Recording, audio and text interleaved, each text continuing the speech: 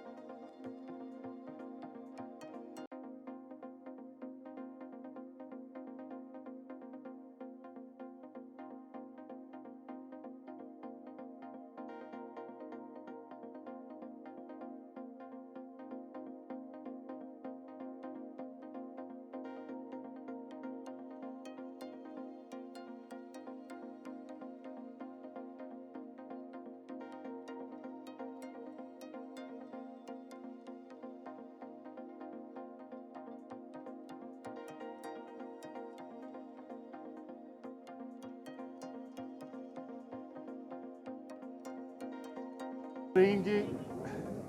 आज कोर्ट अदालत की जो कार्रवाई हुई उसके ऊपर बात करने से पहले एक दफ़ा फिर हमारे ब्रादर मुल्क तुर्की के अंदर ख़ास तौर पे और उसके मुल्का इलाकों के अंदर, साथ शाम के अंदर जो ज़लज़ले से तबाही आई है और जो जानी नुकसान हुआ है बहुत बड़े पैमाने पे, उसके ऊपर पाकिस्तान तहरीक इंसाफ की तरफ से और पाकिस्तानी कौम की सबकी एक तुर्की से दोस्ती ऐसी चीज़ है जो हर पाकिस्तानी इसमें यकीन रखता है।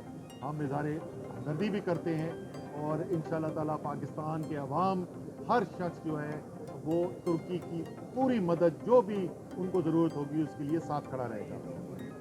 अब अदालती कार्रवाई आज जो है जी, तीसरी दफ़ा आज ये अदालत में कार्रवाई हो रही है और हर कार्रवाई में कोर्ट जो है, अदालत जो है वो एक बात वाज़े करती है कि आइन से इन्हराफ मुमकिन नहीं है।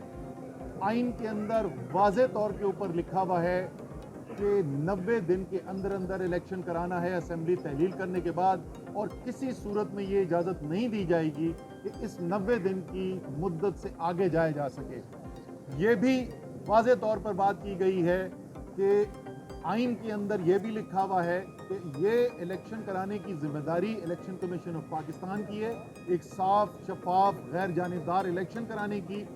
और इस इलेक्शन करवाने की ये जो जिम्मेदारी है इलेक्शन कमीशन ऑफ पाकिस्तान की, आइन ये कहता है हर पाकिस्तान के हुकूमत का इदारा मातहत है इलेक्शन कमीशन के और उनकी मदद करने की आइनी जिम्मेदारी।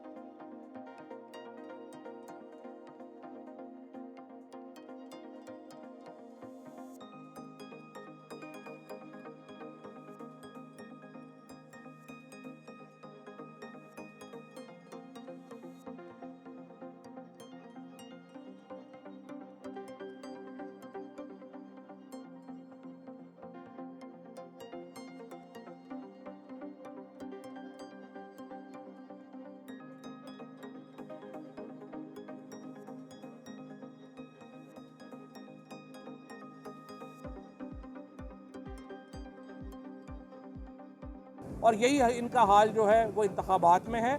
देखिए इस तरह से जो इलेक्शन कमीशन है, अब वो मुंशी कहने के ऊपर माइंड करते हैं तो मैं असिस्टेंट कह लूँ तो बुरा तो नहीं मानेंगे, क्योंकि ये जिस तरीके से इस वक्त वो एक्ट कर रहे हैं। आज अखबारों की हेडलाइन अजीबोगरीब है कि जी GHQ ने कह दिया है हम फौज वो नहीं देंगे, रेंजर्स नहीं देंगे, फाइनेंस कह रही है हम पैसे नहीं देंगे।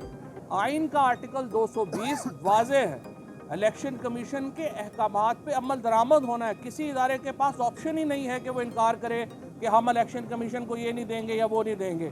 अगर आप इलेक्शन कमीशन के तहत उनको सहूलियात नहीं देते, आप आर्टिकल 220 की खिलाफ वर्जी कर रहे होंगे, आप आइन को एब्रोगेट कर रहे होंगे।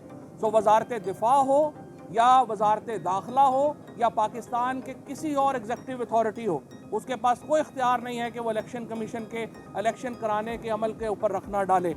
हमने आज ये बात वाज़े कर दी है और मैंने तो कहा है जज साहब को कि आज रात आप 12 बजे तक चाहे सुने। अब तो पाकिस्तान में रवाज है, अदालतें 12-12 बजे भी खुल जाती हैं, तो आप ये मुकदमा सुने। और जज साहब ने ये कहा है कि वो ये कल इस मुकदमे को लाजमन सुन के इसको कंक्लूड होगा और इंशाल्लाह पंजाब के अवाम को ये हक़ मिलेगा और पाकिस्तान के अवाम को। अदरवाइज़ तो पाकिस्तान में आइन एब्रोगेट हो गया है, हमें आइन की बहाली के लिए तहरीक चलानी पड़ेगी अगर ये पाकिस्तान पंजाब में 90 दिनों में इलेक्शन नहीं होते। लेकिन हमें उम्मीद है कि इंशाल्लाह ये हो जाए।